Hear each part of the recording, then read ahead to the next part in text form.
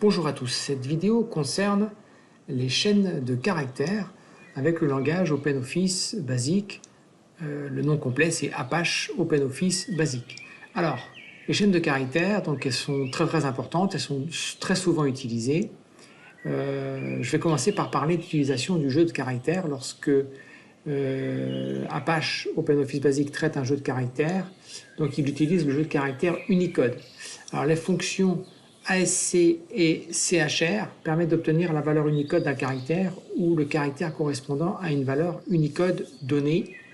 Donc ça c'est à savoir. Et je prends un exemple.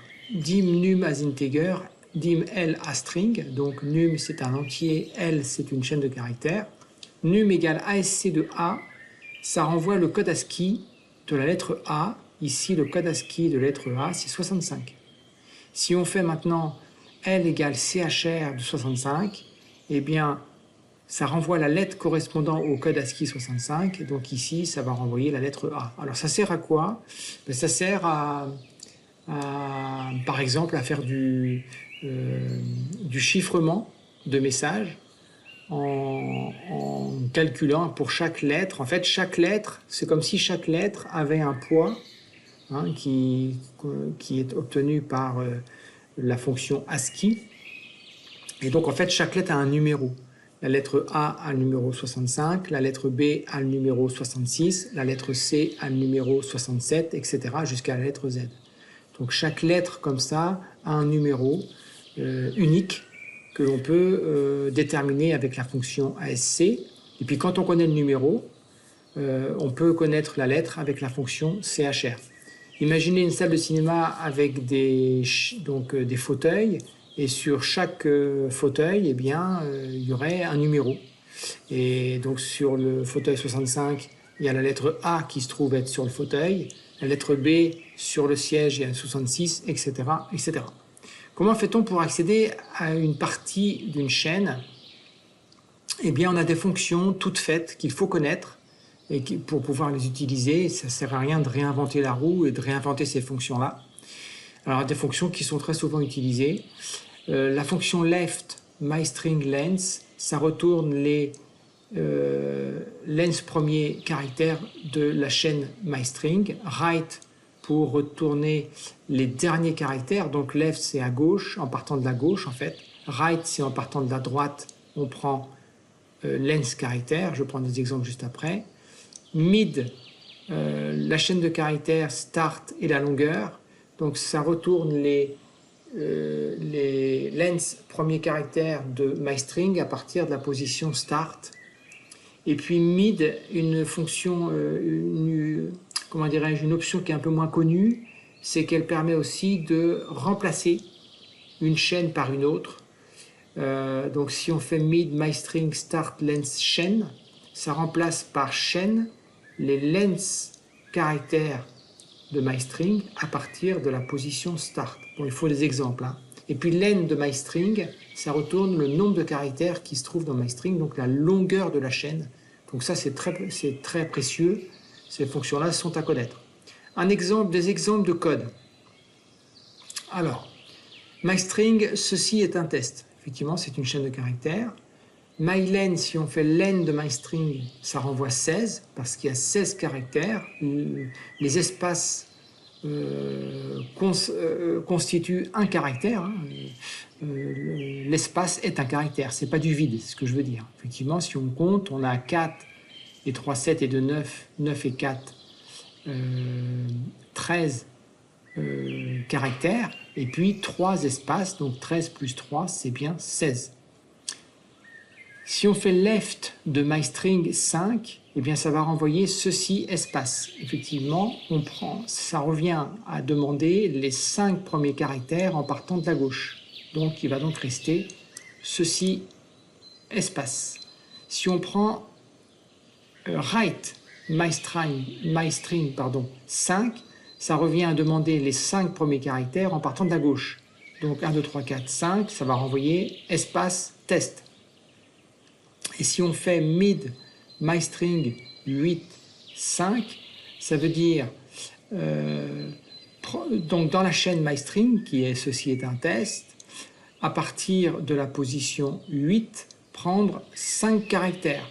Donc 8, c'est ceci, donc ça fait 4, 5, 6, 7, 8, donc c'est à partir d'après le T, et on en prend 5, donc ça fait espace UN espace T, espace UN espace T. Voilà, je pense qu'un exemple est beaucoup plus concret, hein, permet mieux de comprendre ces fonctions-là. Un autre exemple avec le remplacement. Toujours myString as string, et puis myString c'est this was my text, pardon. Si on fait mid de myString 6.3 is, ça veut dire remplacer à partir de la position 6 les 3 caractères par is. On n'est pas obligé de remplacer 3 caractères par 3 caractères. Donc ça va donner quoi? Ça va donner this is my text. Voilà. Donc il supprime en fait là, qu'est-ce qu'il va faire? À partir de la position 6, donc 1, 2, 3, 4, 5, 6, donc à partir du W, il va supprimer 3 caractères, c'est-à-dire le was, et il va remplacer par 2 caractères, c'est-à-dire le is. Donc effectivement, la taille de la chaîne myString aura diminué de 1. Pourquoi? Parce qu'on a effacé 3 caractères et on les a remplacés par 2 caractères. Comment fait-on pour rechercher une chaîne dans une autre chaîne? Alors on utilise la fonction instr de basique qui permet de chercher une chaîne partielle à l'intérieur d'une autre. Par exemple, on va faire instr, donc start position, position de départ. myString, c'est la chaîne à étudier, et puis searchString, c'est le morceau de chaîne à trouver. Donc le paramètre searchString spécifie la chaîne à rechercher dans myString à partir de la position start position. La fonction retourne un nombre contenant la position à laquelle la chaîne searchString apparaît pour la première fois dans myString. Alors, remplacement de caractères dans une chaîne, j'ai fait un article exprès pour ça. Comme le remplacement d'une partie de séquence de caractères est une des fonctions les plus fréquemment utilisées, la fonction mid dans Apache OpenOffice Basic a été étendue de manière à pouvoir effectuer cette tâche automatiquement. L'exemple suivant remplace 3 caractères par la chaîne is, donc c'est le même exemple que je viens de traiter tout à l'heure, mais j'en ai fait un article, un point spécifique parce que c'est vraiment une fonction importante. Addition de chaînes de caractères. Alors comment fait-on pour additionner? On prend soit le sim+, soit le et commercial, les deux fonctionnent. Et donc ici, si j'ai le mot 1 qui s'appelle bonjour, qui est bonjour, et le mot 2 qui est espace monsieur, si on fait sum égale mot 1 plus mot 2, eh bien sum contient bonjour espace monsieur. Ça c'est tout à fait, ça c'est très simple. Comment fait-on pour découper une chaîne avec la fonction split? La fonction split permet d'extraire les données d'une chaîne en fonction du séparateur spécifié. On va prendre dans cet exemple un espace. Le code basique suivant permet de découper chacun des mots et de les placer dans un tableau, donc une matrice. Tableau de 0 contiendra ma, tableau de 1 contiendra chaîne, tableau de 2 contiendra 2 et tableau de 3 contiendra caractère. Donc ça c'est très précieux également parce que ce serait compliqué de faire ça sans cette fonction-là. Ce serait réalisable, mais ce serait un petit peu compliqué. Donc ici, la structure de la fonction est la suivante. Split, parenthèse, on met la chaîne à découper et on met ici, à côté, là, le symbole qui permettra de faire les marques de découpage. Par exemple, ici, c'est un espace. Donc, à chaque fois qu'il y aura un espace, la fonction va découper. Ici, on aura donc 1, 2, 3, 4 éléments, puisqu'on va découper à chaque fois dès qu'il y aura un espace. On peut mettre une virgule, un point-virgule, dès l'ensemble, mais il faut au moins un caractère. Hein, et je vous rappelle que l'espace est un caractère comme un autre. Le code basique ci-dessous permet de découper. Donc voilà, donc la chaîne pour la fonction split.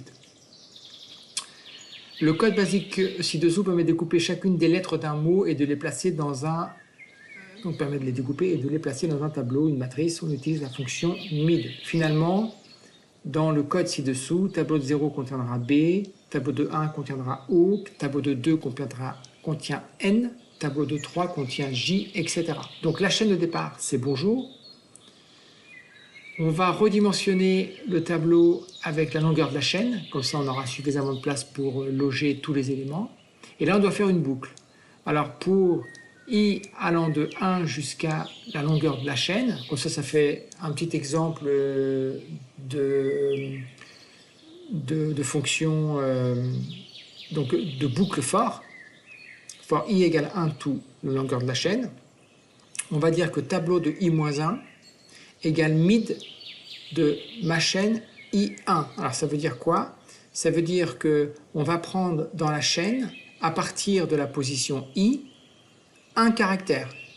Donc I comme I commence à 1, donc au départ on va prendre le premier caractère, et puis quand I sera égal à 2, on prendra le deuxième, et puis I égale à 3, vous avez compris, on prendra le troisième. Bref, en fin de compte, on va prendre tous les éléments. Alors une petite remarque. Ici, on a fait un redeem tableau de len de ma chaîne. Ma chaîne vaut ici à 6 éléments. Donc on aura un tableau avec 7 éléments puisqu'on va de 0 jusqu'à 6 pour les index. On aurait pu très bien ici, au lieu de mettre tableau i-1, on aurait pu mettre tableau de i. C'est-à-dire on aurait pu dire, voilà, le premier élément se trouve dans tableau de 1, le deuxième dans tableau de 2, le troisième dans tableau de 3, etc. On aurait pu laisser tomber finalement la place, entre guillemets, tableau de 0, l'index 0.